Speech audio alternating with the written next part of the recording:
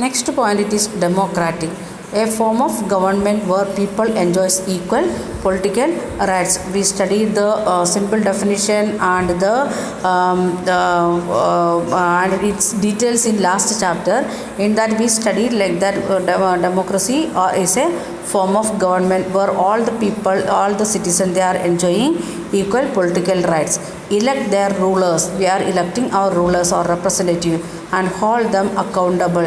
If they are not doing properly, we will ask to them or we will provoke them to do the proper way or responsible way, and it should be in accountable way. The government is running according to the basic some basic rules. What is there in the constitution? According to that, the government is running the doing its activity. The next point what we want to see, that is the republic. The head of the state is an elected person, do not a hereditary position. If father was the head of the state and his child will get the position, no, not that one. We are electing the head of the state or country, that is the elected person. The next one, it is justice.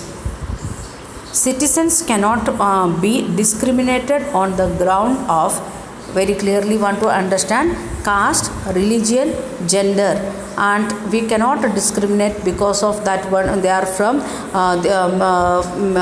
means female, male, or the caste like that, Brahmin, Kshatriya, like that things. Even religion means we can't make any type of discrimination among in the society.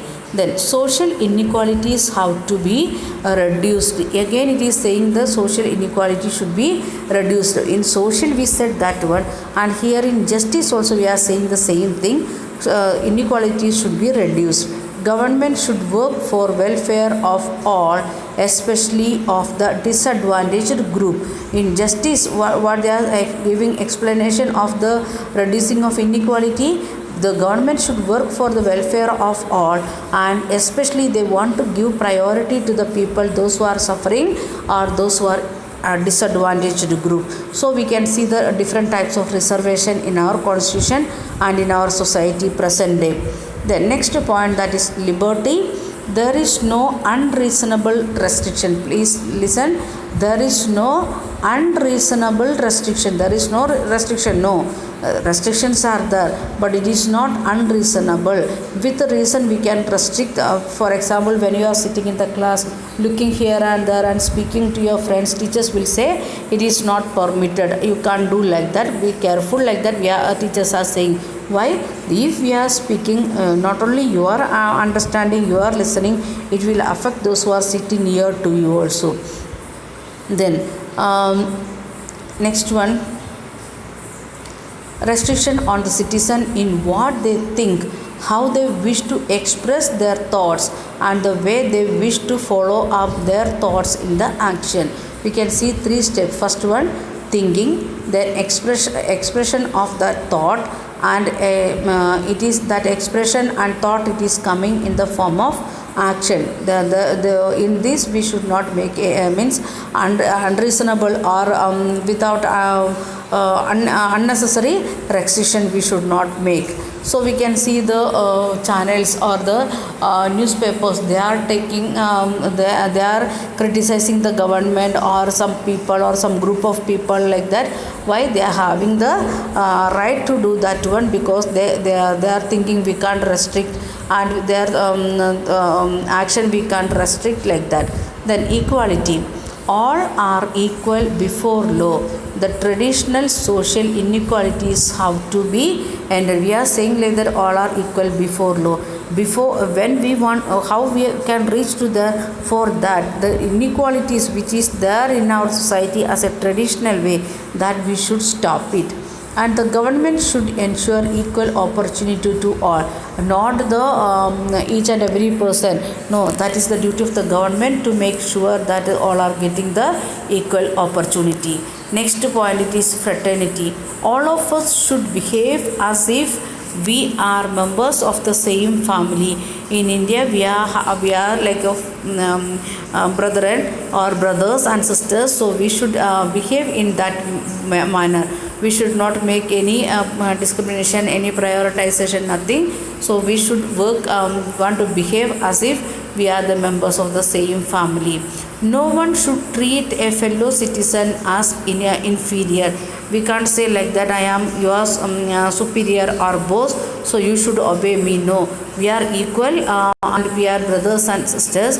So we want to give that much consideration to the our fellow being or other citizens of India, those who are living near to us.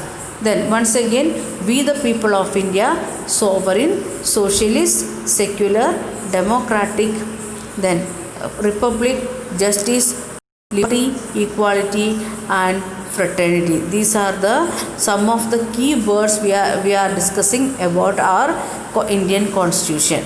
Indian Constitution. Then here it is given some of the activities like that. Compare the preamble to the Constitution of the United States of America, India and South Africa. 3 preambles it is given in the textbook. So we want to make the comparison. Make a list of ideas that are common in all these 3. Which ideas are same or more or less same ideas they are sharing. Equality is there, liberty is there, like that ideas it is sharing. Then note down at least one of the major differences among these. What are the differences about this constitution of the 3 countries? The next one, which of which of the 3 makes a reference to the past? In which constitution we are getting the reference about their own past? That is in South African constitution. And which of these does not invoke God? Where any one of the constitution it is invoking God or not?